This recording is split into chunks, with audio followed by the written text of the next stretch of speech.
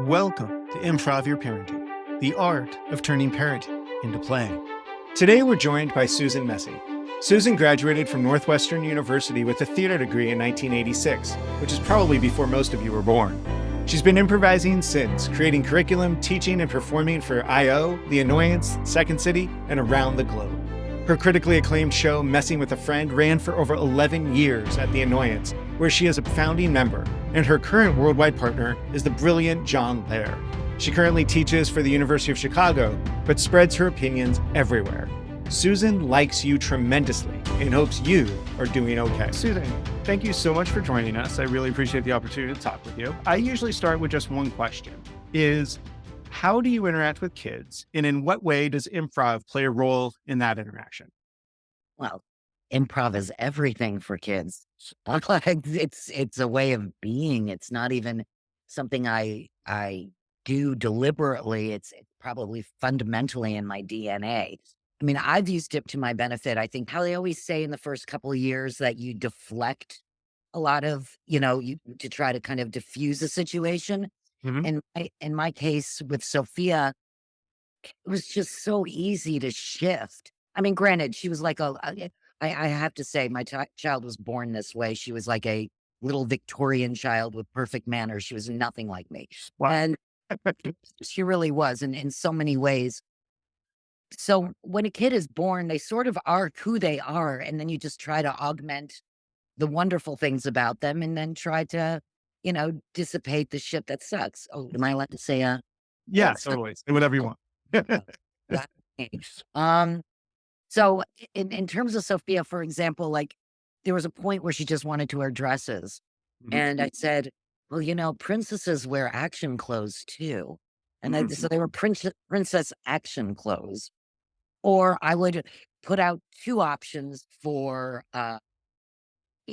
her to wear that day so she didn't have to just rifle through the closet. And those were the choices. And I always sort of made it seem like it was somebody else's stupid rules, not my rules. Like Smart. Okay. he had a real trouble going to sleep. And I was like, I know, right? Like this sucks. Like as though it were someone else's rules. Yeah. And I was just there to, have to roll my eyes and go, I know, it's so stupid. So I guess I've always been very good at remembering exactly the age I was when certain things happened or were important to me, and tried to reflect that with Sophia as well. I remember thinking I didn't have my idea of being a grown up was I could eat as many Hostess products as I wanted, and I got to have long hair.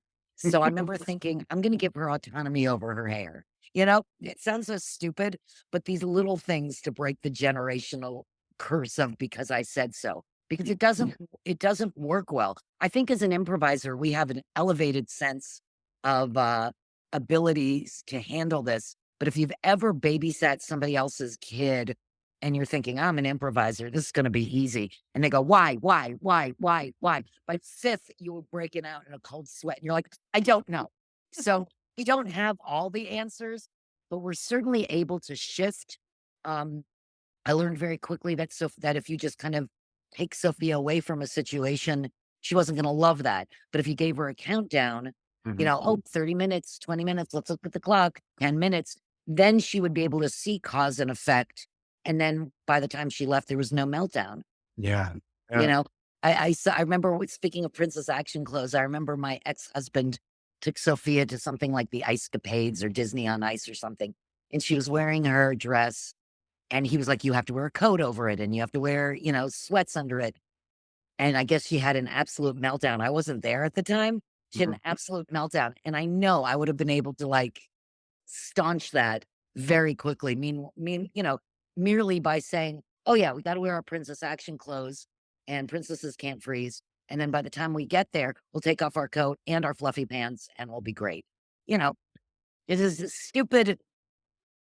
It seems stupid. It seems simple, but it is putting the child's brain first Yes. instead of mine. I was like, I could talk to Sophie about anything if I shifted it in terms of what semantic structure she could understand and in a linguistic way that was pleasing not just for her, but for me, because then, as any parent knows, you crack a code and you're like, I cracked the code only to find a new Tomorrow. code again. And Oh, you're there's like, so, exactly. so the first couple years of any parent's life with their child, you just see them walking around just like, how am I going to get through the day? And, and then they want to just babysit them in front of the TV, which I understand as well. It's Yeah. not the worst thing in the world. What did Sophia love? Her first year, she loved Tinky Winky, Dipsy, Lala, and Poe. She loved those guys. She was a Lala fan. Uh-huh. Uh, and then as she got older, Baby Einstein, or certain things that I thought would help develop mentally, and that I didn't feel like an asshole for putting her in front of a screen. So I just kind of made that time worth it. I know it's a lot harder now. When Sophia was born, it wasn't social media everywhere. She's 22. Yeah. And when they got their cell phones, she wasn't on it like this because it was just normal. It was the parents who were on it like this. Can you believe there's a TV and my phone? Like we were all the ones. We were shocked. Yeah, Exactly. we were losing our shit over it, not the kids. Yeah. So yeah, You have brought up so many good points here, and I want to really latch on to one of them that I think is the key is meeting them where they are. So using the language, using their perspective. Could we there's dive some, into that a little bit more? even for example, when you consider baby proofing a house, they suggest you get down on your hands and knees and Yeah. say, "What kind of shit can I cause if I'm I can That must pull have the been fun for you, actually. yeah, I can pull the tablecloth down." I've noticed everything was sort of round in my Yeah. house, like to kind of handle that. Uh, Sophia wasn't a grabby child, as in other people's stuff. But I recognize that, for example, when her sister Valerie would come around, her little sister Valerie from my ex-husband's second marriage, she was a touchy, feely, tactile person. So I tried to put stuff like that on her level and tried to take anything that was so damn precious that I'd be upset if it broke, whatever. I mean, you've got kids, like Yeah. lower your expectations. That's huge, right? Yes. Huge, huge. Why would somebody give a child, like, I mean, think about the rationale that you developed as a child based on stuff that people told you. It's and then it holds in your head, and Mhm. and somebody has to turn to you at one point. I remember Sophia, even when she was 18, said something to me about someone that seemed highly irrational. And I said, "Sophia, you look at me as a sort of soundboard, right? I said, that's not a rational statement. And so if you carry that statement as part of your truth, Mhm. that's going to dick with you hard. You know what I mean? Like that doesn't seem rational. And those are moments where you literally have to slow down. But then again, I'm a problem solver. I love to solve a problem right away.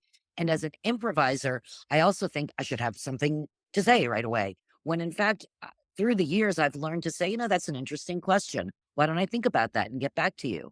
Yeah. Or, and even when I learned the word no when I was 46, because improvisers always say yes. In the beginning, I was like, no. And now I get to adjust my semantics and say, that doesn't work for me. Why don't we regroup and see how we can make that work? Yeah. So it's these things that, so I don't have to say to her something like, "Oh, I'm down." Because if she's upset, she's upset. There Yeah. was one day that she went on a rant. She was 18 and every fiber of my being wanted to justify, defend, diminish, deflect on what she was saying to try to make it all pretty. But instead, I decided to let her rant. And she ranted for 10 minutes, over 10 minutes. And it was one of the most well penned, spontaneous monologues I've ever heard in my life. And it was a rant. And Sophia's not that person usually, but I let her go to town. And afterwards, I said, "Gosh, on the anxiety scale, where are you from 1 to 10?" And she looked at me and she went, "Huh, I'm a 1." And I thought, Wow. I didn't have to solve it. You just let them talk it out. Because again, we want to solve our problems. We don't want our children in pain. We don't want them frustrated. We don't want them angry. You know, eh, and I realized at one point, if I stop that, I will stop her from figuring out things that will make ultimate sense. Mhm. I feel like that I'm allowed to listen to this is an honor as Mhm. opposed to going to hide this from me. And at one point, she said to me when she was a teenager, she had gone to her therapist. Sophie had lied to me about something. And I was like, you do not lie to me because I have been gaslit. I've had a stroke. I don't need shit, like I Mm. don't need Yeah. any of that. I said, when you dick with that, you dick with my brain. You cannot do that. She goes, well, my therapist said that teenagers just all lie. And I was like, well, that's just not going to cut it with me Yeah. because I'm not going to get in trouble if you tell me the truth on anything, no matter how Mhm. horrific you think it is. So I had to lay some boundaries for myself of what would send me over the line Hmm. because dick with my reality, I'm not okay. And Yeah. like that's my baseline. And then we only had one rule in the house, and that was my rule. And I said, we don't hurt anyone else or ourselves. And that Uh-huh. includes feelings. So that it was important to me that it's not just that you get to say your truth when you get to say it, but you say it in a way that people are able to listen. So whether that be adjusting your semantics or whatever, it Mhm. it made my life a lot easier because I had to be held to my own rules and Mhm. standards, which is another thing too. Parents, when you become a parent, you really understand your own hypocrisy because It's in your face. we're handing your child one cupcake and then in the middle of the night, you're eating 2 and, like, high as a kite. I'm like, okay, this is okay. Or maybe this is my coping skill, but I don't know why you're saying no to this child. So I'm constantly having, like, my own hypocrisy kind of, like, thrown in my face Yes. like, what was it? Who is it? James Cagney with a grapefruit in someone's face. Old movie. But you know what I mean? Like, that feeling of, like, "Oh, oh, I am identifying with this." So Yeah. I've had to evolve in ways that I didn't even think that would be difficult because I am an improviser Mhm. and discovered that probably it's just as jarring for me as it is for any other parent who doesn't understand this kind of play. Mm. It yeah, it's Yeah, 'cause humbling. It's humbling. Very yeah, humbling. it is very humbling. And so what it strikes me as is you created a framework within which like we are allowed to operate anywhere in this safe space. And then within that safe space, you kind of stepped back and said, I'm not going to try to run this, control this, direct this. I'm going to let you have what you need here as long as we operate in that safety. And Yes. and then you were humbled by the reality that you confronted by seeing what came out of that. Oh, yeah, it's all discovery. When you Yeah. look, you can create a thesis. It's like a bad improv scene where you just vomit out a thesis and then fuck it till it's dead. I'm like, yeah. Like, like I get it, the first one who speaks or whatever. But again, we're not right fighters. We're on a path of discovery. Mhm. Sometimes I have a thesis statement and I prove it. And then there are other times where I just put people in worlds and see what happens. So I feel like when you're running on a very rigid life. Uh, I'm not saying that structure isn't important and great because I love it, but I had enough structure in Sophia's life that if something kind of changed up, that I could follow that. Even when I teach, I'm teaching right now at University of Chicago, I have in caps on my syllabus. I said, this could change next week. Yeah. Don't hold to this because we're improvisers. If someone asks me a question that sends me down another path, that's no less valid than the path I thought I wanted to take. And Sophia's a very different child than I was. A lot of things were similar, but a lot of things were different. And once I got very excited about the journey that she was going on, then I had no time to judge it or decide whether that's a good or a bad journey. Yeah. Yeah. I mean, it's theirs and you're just sort of, how do I enable this so that you become who you want to be? Or you're, yeah. With that is that it strikes me that you mentioned how you and your ex-husband sort of approached parenting very different. Yes. And was your approach due to your lived experience as a child and the way that your parents interacted with you, or was it more or a combination of your lived experience as well as the training in improv and how those then turned around and encouraged you to interact with your child? It's a combo platter because first of all, I became a first and only time mom at age 39. So I don't think I was as thrown at stuff as maybe some other people might have been. I had lived a very full life and I was ready to concentrate on a human being. And Mhm. I'm not saying that there aren't a hell of a lot of distractions, but she was also surrounded by incredible comedians and didn't even know it at the time. And speaking of control, Sophia, when she would play with people, she would very much direct it. And finally, I said, Sophia, you can't tell me what my character says. And she me like, I what it and then, so she had to understand what give and take and play was. It's Yeah. not I control it and then you just repeat the shit that I want you to say. How boring Um, is that? Yeah. but I definitely think as, I do remember, and I don't know why I seem to remember my state of being at every single age I was. I remember who I was at 7. I remember who I was at 5. Um you know what I mean? Like, I remember my thoughts when I turned 13 and how weird that was. So I think that there was some sort of unconscious and maybe a slight bit of conscious, uh, putting that into the stew. You know what I mean? Going, "Oh, you know what? That didn't work for me. I bet that won't work. That might not work for her as well." I didn't say I'd bet because it could be the equal and opposite thing. And even then, just if you say that this is just a journey versus we have to be in Albuquerque in 5 hours with a gun to your head, right? Then Yeah, it's so you have the different. best road trip you've ever had. It's just Totally. 3 days with your best friend. Let's have some fun. So, Sophia and I think we've had far more fun discovering stuff along the way versus let's Mm. put thesis statement. What I love about that is that that could sort of be the story of the entire parent-child interaction is this is just a journey. Let's play with it. See what we do, how we interact, and what And comes out of that. I'm not saying that we don't have to go, "Oh, shit, we've gotta get your immunizations," or Totally. "You Yeah. need to take this test." I also Sophia, very late in the game, I don't think she was until she was 17 and highly advocated for herself and said, "I think I'm ADD." And she's on the same meds now as her dad, and you realize what a struggle it was for her to complete tasks that she always got done, but there was a pushiness on my side. For example, when she, applied for colleges, at one point, she calls downstairs, "Do I have to go to Barnard?"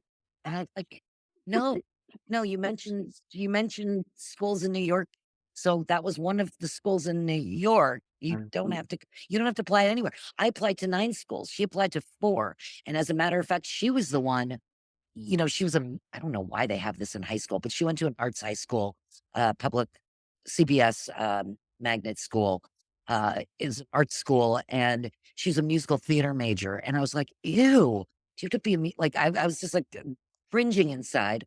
Went to my friend Mark, who works there, and he said, "Oh no, you don't understand. If she really wants this path, she will get into every conservatory she wants for college. If Wow. she doesn't follow this path, she gets it out of her system." And she Yeah. did get it out of her system and spent her whole senior year just writing songs in her bedroom because she did, Cool. and got into the NYU Clive Davis, music program for singing and songwriting because that was something she truly wanted. So I guess I would say sometimes when you leave them alone to sort of discover what they really want to do with this, Mhm. um, it's just amazing. I saw an old text. I was trying to get rid of pictures in my phone, and I had taken a snapshot of a text she had sent me her first week. And I said, "How are you doing?" And she goes, "Oh my God, this is amazing. I have my people. I get to study music. I'm so grateful. God, I'm going to get gracious." Yeah. That But feels good to that, hear. you know what I mean? But like knowing that your kids have found their place and also being able to say to them, "Look, you might find your people, or you might discover after committing and recommitting to this that this isn't your place and it's also okay to change." Mhm. I've had friends who they're from Short Hills, New Jersey, and you have, a very strong, this is where you're applying to school and this is the level you should be doing and da, da, da, da, da. And it's an archaic way of thinking. I said to friends of mine who were really pushing the agenda, these are Harvard, Cornell parents, and I'm like, guys, wherever your kid lands is great. And then if they don't like it, they can change it. Maybe they don't like their major. they'll change it. Maybe they don't. Look, I think the way of the four-year university is going south big time. That said, at least when they're there and they're spending bajillions of dollars, for the opportunity for their kid to be there, let their kid hang. Like I think the parents really freak out. And one of the things I want to say is when we want to tense up, I invite us all to relax our crack instead. You're going to Yeah. want to tense up. This is really important. I remember like going into Sophia's room, knowing that the NYU application had to be finished. I'm like, so where are you in that? Again, I'm like, "Oh, shit." And she would be the one to tell me sort of to relax my crack in her own special way. And I'd Nice. get out of the room and be like, girl, this is her journey. You can't spoon feed it to her. But again, my lesson, I didn't come out there a real groovy parent and, unparent my kid. I just had to sort of take away all the expectations that people had on me at that time Mhm. and not put it on my kid. That's just not fair, you It's- know? But then Yeah. again, she was a special like, people who hated children loved my kid. She was one of Wow. those. And so if I had a one and done, everybody's like, "You're such a good parent," and I'm thinking, "Oh, no. When it was born that way, that didn't let me fuck it up too much," 'Cause she's got her stuff. She's got her issues, she's got her stuff, and I'm just delighted in how she navigates it, Yeah. and that to remind them that all of this is temporary. All of the shitstorm is temporary. I Mhm. mean, I'm one of those arrogant people that believe that we can extend beautiful moments forever and that shit goes by really, really quickly. And it's not that, but I feel like I can manipulate time and I know I can. But maybe, the way that we bend anything in our brain to make us feel something. God bless Godspeed. You specifically mentioned expectation in being able to realize that it was the expectation maybe others had on you, you were then putting on her that was driving some of the dysfunction that you're recognizing in yourself that you're like, I shouldn't be doing these things that are not healthy. They're not How? helping. Like she'll even Sophia was very good at saying this is not helping. Yeah. That said, other kids just shut down. So Yes. it's not just what you say, it's the body language that people are giving you. Mhm. When they're rolling their eyes at you, there's something going on. If they shrug their shoulders and they're slumped over and they say fine, they're not fine, No. you know? And again, it might not be the right time to talk to them. Like, the way your kid is wired by a certain time, like feed into that versus your expectations. And again, I'm not right to say this. None of this is right. I'm just saying that all those times where I've like ripped out my hair in large tufts going, oh my God, how am I going to figure this out? Oftentimes it takes a step back. Oftentimes that thing that worked is no longer working. And it's Yeah. okay that it no longer works. This is where we kind of become a little more expansive versus more didactic. When we feel as parents out of control, that ends up I have I have apologized more to my child than any human being has a right. Why? Because I grew up in a place where people didn't really apologize when they fucked up. Mhm. And I kind of felt to myself, you know what? We're more evolved right now. The fact that parents make mistakes is an anomaly in some schools of thought. But I think that when you do, it's important to apologize. It sounds stupid, but I think it levels the playing field so they realize that parents are human and they give us a little more grace as well. That's all. Absolutely. Yeah. And so, it strikes me that there's a lot of improv lessons that you're touching on in this conversation. There's sort of being in that moment and recognizing this isn't working. What will work? So there's that. And then there's also Well, the list. in improv we double down if it's Yeah, exactly. Because we're trying to heighten it. it doesn't work, Um, do it more. exactly. Like just keep thinking it. But there's also the paying real attention to the other person, to their emotions, to their physicality, to the interaction, to what they're saying, both with words and body, and with just the way that they're moving themselves. Yeah, verbal cues, repetition. If your kid brings it up more than once, even if they're shrugging and saying it's not that much, it might be much. I mean, Yeah. I don't know what it's like to raise a boy. I raised a very eloquent girl who was very good at when she figured stuff up out, sharing it. But what happens to the doers of the world? You know what I mean? Like, sometimes you don't even get a verbal cue. Sometimes your kids just completely shut down, and that's a warning sign on its own. Yeah. Overstimulation, lack of stimulation. What is going on right now? I remember Sophia used to never lose her shit with me, but she would sometimes lose it with Joe. He figured out very quickly, oh, feed the girl. Yeah, she's hungry. Feed If you feed her, it'll be a little less shitty. Try that one on. And I didn't even say, but then again, Joe is the kind of guy that once called me up screaming that Sophia's shoes didn't fit. And I was like, that's so weird. They fit when I like sent her to you. And then he came back and I looked down at her feet and I said, oh, they're on the wrong feet. And you know what he didn't do at that moment? He did not apologize. So it ranks up there with some of them, with some of those examples of "Are you fucking shitting me?" But now I think he would probably shrug. He's great. But that's another thing too. Parents have to realize that kids are going to go through phases where even if they were super tight with you, that they might retreat for a while. Like when Sophia was a teenager, I would kind of have to stop myself and say, well, I'm preparing her to fly and be independent and still know that she has a safe place to land with me. So when she would kind of go off on her own thing or or be a little pissy, I was like, girl, you got to respect the fact that she's got hormones, surging. Like physiologically, the poor child is like, what the fuck is going on with me? Yeah. So here's another thing too. Humor is lovely in some instances, but there were moments where I would try to make light of a heavy situation. Mm. Sophia would not be playing. She'd be like, stop it. And I'm sure Joe and I both, as comedians, probably did that with her. And what it created on her end was you're trying to make light of it. And meanwhile, I'm trying to dissipate tension. And laughter is a plosive release of tension. But at the same time, I had to adjust my style as well. Because wouldn't it be fun if we could just laugh all this shit off? Yeah, it can be until it's super important to somebody else. And then it's not funny at all. Yeah. So I had to be a little more careful. Yeah. And so your style changed, your approach changed based on the circumstance and the individual with whom you were working and playing and not play for fun, but play for just the interaction and the growth of it all. And so what I'm pulling from that is that you're not holding on to an anchor of this is how it has to be. You're like, Because so what works? look, it can work for a really long time. It could actually Yeah. work forever. But then again, think about things like religion. Um, I'm Jewish.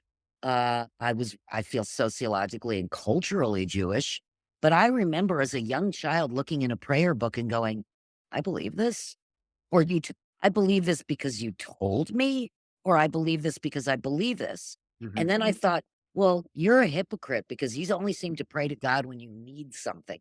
So I was like, and what is that God shit? So I remember when Sophia was born and we had a rabbi marry us, but he was more of a mercenary. And it was because my 97-year-old grandfather was walking me down the aisle and and they would call him if they needed a minion. That's why we got married by a rabbi. So I thought, Yeah. I don't want to push religion on my kid. So I Yeah. thought, you know what? I'm going to leave that to discovery. I think we were both kind of chill about it, Joe and I, which was really helpful. Certainly something that you could discover and talk about before a kid is born. Um, there are a lot of questions now that, in retrospect, I would probably ask before a child is born is what are your what are your gigs on co-parenting and what do you feel about having a united front together even if it's somebody else's fault, you know what I mean? Like Joe and I were we were in different ways, but then again we also had different relationships with our kids, so I wasn't going to poo-poo his shit either. I also remember my therapist saying to me, at one point, Sophia had just turned 2, and Joe and I were meeting with her as part of a mediation thing. And I said, I'm concerned because this is the time that I think a child learns manners, and Joe doesn't say please and thank you. And I want Sophia to model that. And she looked at him, quizzically and said, really, Joe, you don't say please and thank you? And he goes, "Well, I don't need to hear it," is what he was saying. And she said, "I understand you don't need to hear it, but unless you want to raise a very spoiled child with a huge sense of entitlement, you're gonna start saying it." So my ex-husband started saying please and thank you when my kid did. So I was, grateful for all of it. Grateful for all of it. I don't care how I get there as long as I do. And honestly, the worst situations after a while will become a dim memory. It Yeah. will. Like, and so I need to say to parents as much as I would say to a kid, this is temporary. All of this is temporary. All I can do is encourage the things that she loves to do or does well or is interested in. And, and also say, well, how do you feel like navigating that versus supplying the answer? That's another thing too. We don't have all the answers. No, And I we think don't. it's really good to be able to say to a kid, this is a really interesting concept. I'm going to think about that. Yeah. Yeah. So demonstrating that I don't know everything. We are going to explore it. Let's figure it out. And we can do that together. And that's a way that we can work on the relationship and building your capability to then launch out and, do this on your own when you're done, when you're ready. You could also think that you're a perfect parent. You put a note in their lunch every day and all this good stuff. Mhm. Good. And then discover they hate your guts for a hot minute. You know what I mean? Totally. Like Yeah. you exist and because you're the gatekeeper. And Yeah. so I understand that as well. Again, we don't hurt anyone else or ourselves, and that includes their feelings. Mhm. I would say why I would ask myself questions of why are there rigid rules about a lot of stuff? Is this about personal safety? Is this about an archaic opinion you've had, that you insist on, that you're pushing on them versus who they are? Um, Again, if you can come at a stuff with a lot of different angles, you'll see what sticks pretty quickly. Yeah. Yeah. And so it's sort of letting your history go, letting yourself not be the driver of it, but saying, how can how can I work with what's here and help what's here become whatever it needs to be. So let that Or come through. wants to be. I mean, Yeah. that's another thing too, is some of this comes out of need and some of it comes out of desire. What if Mhm. I had said to my kid, if I had looked at a lot of the applications for these kids in the Clive Davis music program, you would discover shit like a lot of them had music videos and albums out and things like that. And my kid was just right in her bedroom. Exactly. But I wasn't to say, I'm not going to yuck her yum and say, No. what is that about? Because she's going to get in or not based on her talent. Yeah. And she got to be one of 60 kids. And by the time they all got to college, they already knew each other and each other's music. And they Yeah. can't wait to collaborate and work with each other. Oh, And they love cool. each other. You know what's interesting about that? The music is better. Yeah. It's That's fascinating to watch them collaborate. They have the best sense of teamwork I have ever seen. It's delightful. It's an honor to be around it. It wow. really is. They're Yeah. that. And so when people find themselves in those spaces where it's their thing, they drove that, they created that, they built it, and you simply sort of offered them the opportunities around it and sort of helped with, how do we How do we make this work? exactly, How do you we? know, that I love that. How do we make this work as sort of the overarching thing? Well, what that does is continues a conversation. But if it also hits one of your personal boundaries, Uh-huh. then you realize, okay, this is where it ends. Kids like structure, even though they say they're not going to, this unparenting kind of grooviness of it. That's great until the kid's like, it's midnight. I haven't slept and I'm not the gatekeeper of brainwaves. Like somebody's gotta be the adult at this point. So if Yes. you know that your kid eats a certain thing even at a certain time and it makes them crazy at 9 p.m., maybe feed that to them in the afternoon, you dummies. Like, Yeah. like this is not rocket science here. And so when people like kind of rely on that book or rely on that, this kind of rigidity which, again, it's them trying to hold on to control for themselves because poor parents have lost it, then I certainly understand why they go there. But again, when you want to tense up, that invites paralysis. Why don't you relax your crack and you can see and hear everything? That develops your peripheral vision Mhm. so that you will notice when they're eating Drano or what the fuck is going on. Oh, dear. You know what I mean? But Yeah. I mean, that's a horrible example. But the point being is that then you will be able to notice things that you didn't think you noticed. If you Yeah. slow down a little bit, it's not the way that I deal with life is it's always next, next, next, next, next. I'm like a good pool player in the sense that I'm like, okay, then after that, I have to do that. Then I have to schedule that MRI, and then I have to do this, and then I have to do this. Everything is next, next, next. Improv is one of the few places I can just stay right here and enjoy exactly where I am. And that includes hell, which is why it's kind of fun with the meltdowns and the this and that. Mm. Um, I mean, even once Sophia, she insisted on shrimp for dinner. We were at the Jewel and she saw the case and she wanted shrimp. And I was like, seriously, you want shrimp? She's like, yeah. Like, okay. Remember, this is a child who at 8 years old said to me, I love the texture of tripe. Okay. Want to Sure. yucker? Yeah. But God bless. Be good. Exactly. On the Went to a lot parenting. of restaurants with her dad. And I was like, God bless. Yeah. But she wanted to eat the shrimp, and she was probably about 4. I didn't eat the shrimp that night. She threw up in about 7 different areas of the house. Yeah. Mark your spots. Every single time she threw up, she looked at me and she said, "Oh, thank you so much, Mama. I feel so much better." And then would throw up again. It was really very funny, but it was kind of like I let her discover that. I mean, honestly, if I thought the shrimp was bad, I would not have handed it to her. Yeah. But I just thought it was like the gratefulness and the comedy of it, because every single time she, violently projectile like the movie Alien, she came out of it and went, "Gosh, I feel so much better, Mama." And then would go on. When she was 18 months, I had I think I was on the toilet and throwing up at the same time. She was 18 months old. Mhm. And she waddled into the bathroom and she started stroking my arm and she said, "It's okay, Mama. It's okay." And I looked at her, and in the middle of this hell, I looked at her and I said, "Sophia, my job is to comfort you, not the other way."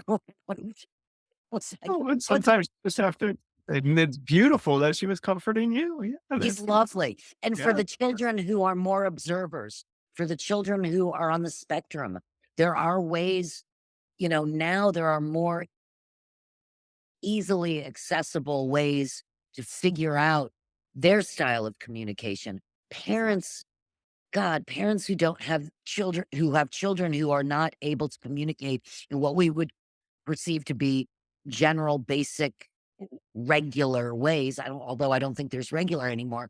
The first day that a kid on a soundboard says "I love you" or Mm. whatever, these huge, beautiful, incredible moments in their lives, and they are no less valid than the chatty Cathy kid who just improvises with her improv mom. You Yeah. know, I'm just grateful that Sophia is one of the funniest human beings I have ever met.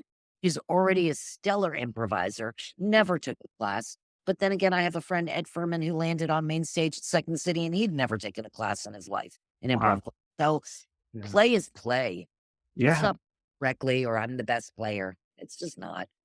And we're all sort of born with the ability, and then those of us forget it or have to sort of get retrained in how to do it because we lost it as a kid. Or Yeah. or kids who never grew up. I mean, kids who grew up too fast. Yeah. Sophia was she was a very serious little child. She had a lot of joy and play, but there was a core underneath her. She's a very old soul. And I would have to say I'm very young soul. So we've been teaching each other some shit.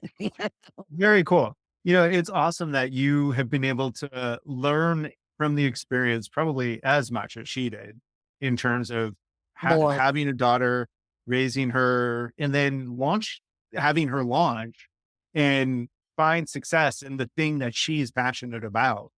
I mean, what a You blessing for both of you in You that. could for anything better. You could Right? not ask for anything better is to know that your kid is safe and loves where they are, because those moments are also fleeting. I mean, thankfully, one of my very best friends from high school, Leslie, is works for NYU as a doctor. She sold her urgent care business to them, and then they put her on staff. And thankfully, she was there when Sophia physically fell. Like, not physical, not fell as but like she had some issue with her medication that was not going well. Mm. And she literally had a breakdown. And I said, contact Leslie right now. You're okay. Like, so even knowing that your kids land in a place near adults that you respect and trust. When I look around at all the beautiful, incredible people that were around while Sophia was growing up, and that Sophia finally real like when she was like 17 or 18, I overheard her talking to a friend of like, yeah, my childhood was super unique, but it was a revelation to her, and Yeah. she's so grateful for it.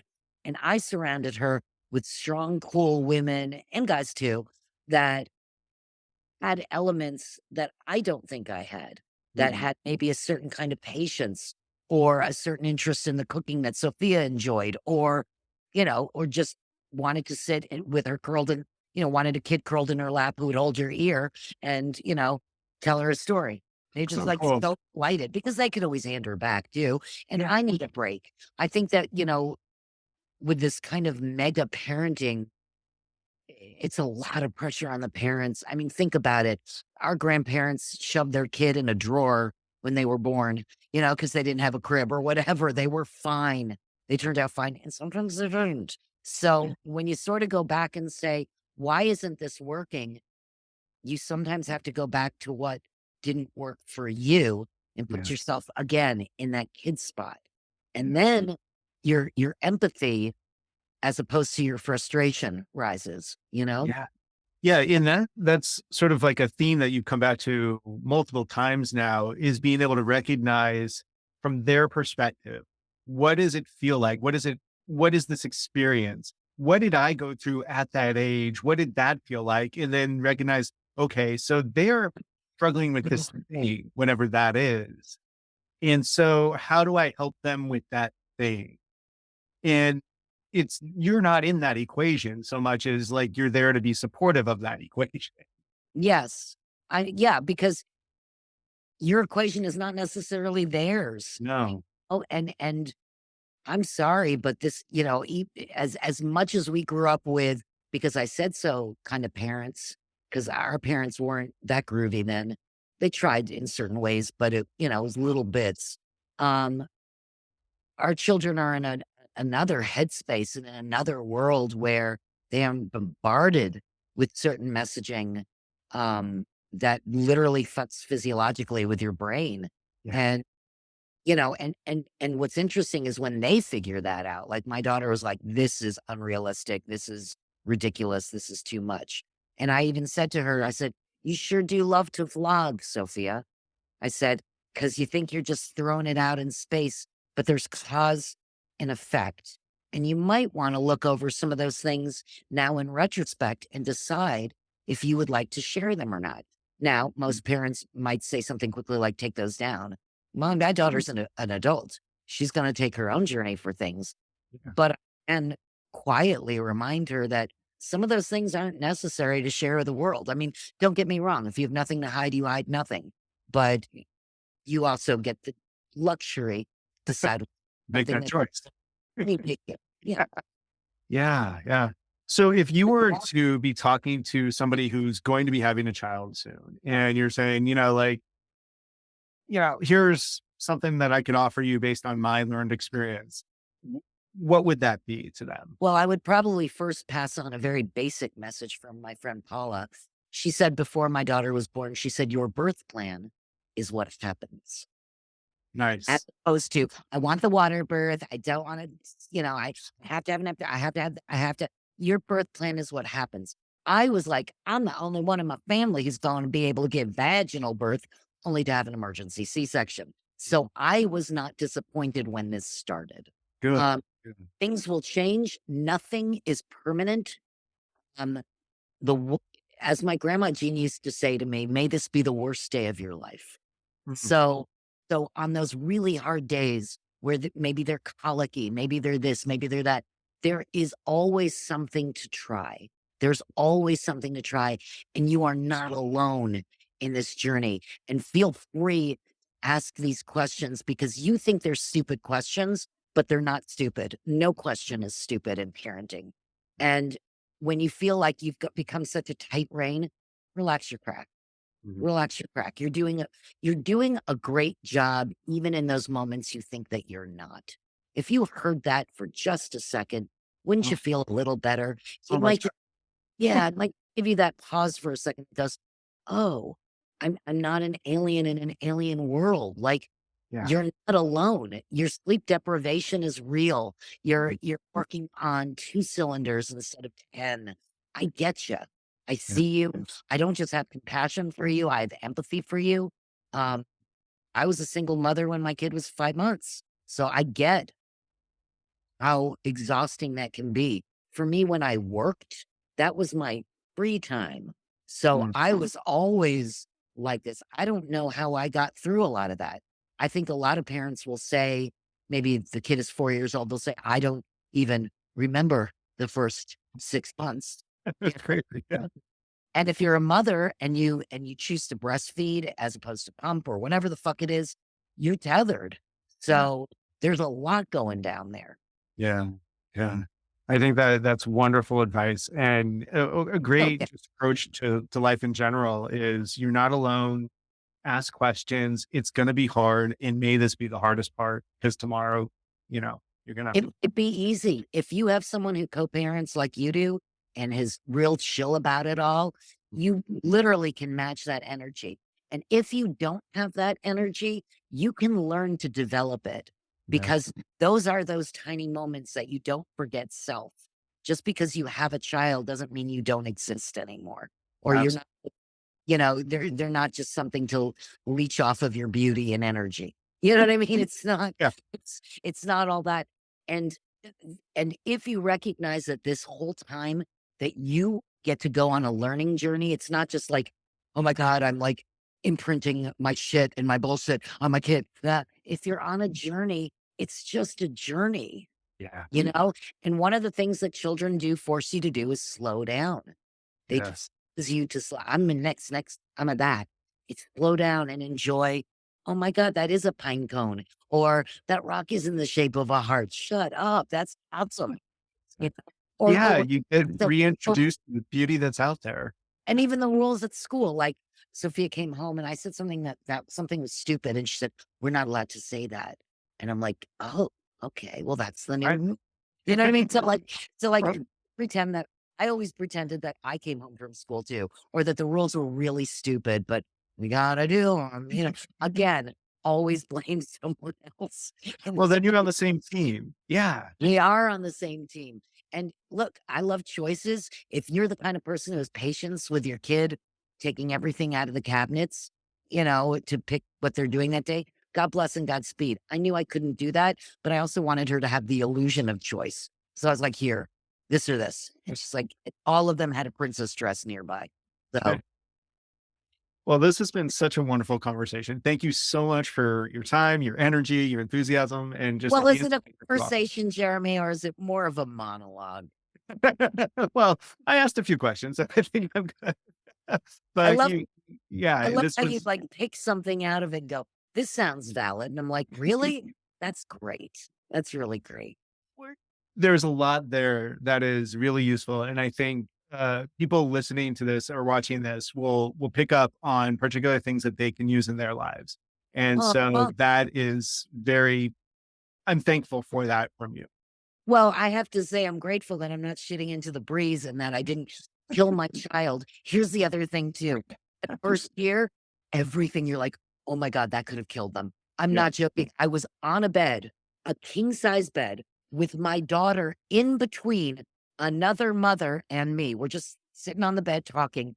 And all of a sudden, I'm hearing the dull thump of skull on oak floor. And I'm like, what the fuck? Like, we're so sleep deprived. She just managed, I guess, to roll until it went thump. And I was like, what is wrong with us? We're literally right here. Yeah. So you might have a Wow. few of those moments of Yes. that could have killed him. So after the first year, it does get a little easier.